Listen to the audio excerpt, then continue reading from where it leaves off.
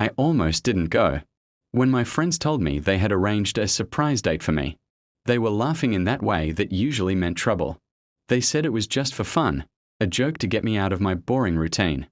I agreed only because I was tired of being alone and even more tired of their constant teasing. They chose a small cafe on the edge of town, the kind of place people rarely noticed. I arrived early, already expecting embarrassment. I imagined someone loud, rude, or completely incompatible, while my friends watched from afar, enjoying the show. I kept telling myself I would stay for 10 minutes and then leave. When she walked in, my plan instantly fell apart. She wasn't what I expected at all. She looked nervous, scanning the room like she wasn't sure she belonged there either. For a moment, our eyes met, and she smiled shyly, as if asking permission to come closer. She sat across from me and introduced herself in a soft voice. There was no awkward joke, no prank reveal. Instead, there was an unexpected calm between us. I felt confused, but also strangely comfortable, like I had known her longer than a few minutes. We started talking about simple things, work, favorite books, places we wanted to visit someday. Time passed without me noticing. I forgot about my phone, my friends, and the reason I had come in the first place. Her laughter felt real, not forced, and it pulled me in. At one point, she admitted she had been told the date was a joke too. Her friends had dared her to come, saying it would be a funny story to tell later. Hearing that made me laugh, but it also made me feel connected to her in a strange way. We were both victims of the same setup.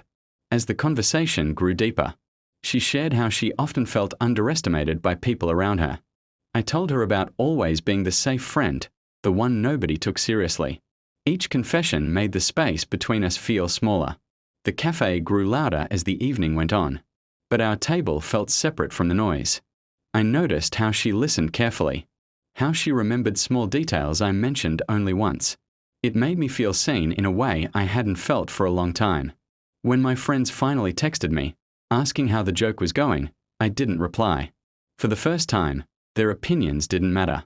What mattered was the person sitting in front of me, stirring her coffee and smiling like this moment meant something to her too.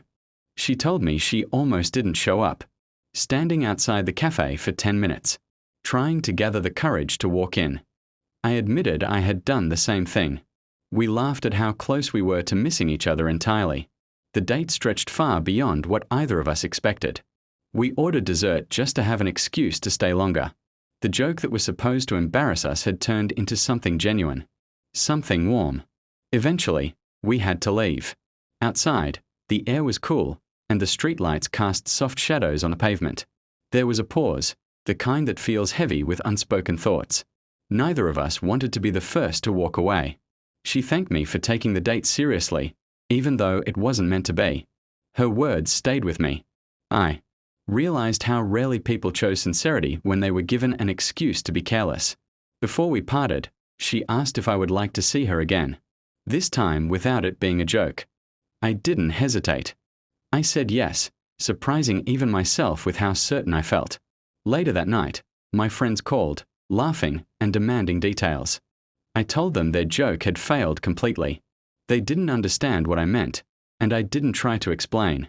Over the next weeks, we met again and again. Each time felt easier, more natural. What started as an accident slowly turned into intention. We chose each other, not because someone pushed us together, but because we wanted to be there. I often thought about how close I had been to canceling that date. One small decision had shifted the direction of my life. It made me wonder how many chances people miss because they assume something won't matter. The idea of a joke date became something we laughed about together. It was no longer about humiliation or tricks. It became the story of how two hesitant people found honesty in an unexpected place. In the end, I understood that change doesn't always arrive loudly or dramatically. Sometimes it walks into a quiet cafe, sits across from you, and waits for you to notice. And when you do, nothing feels the same again.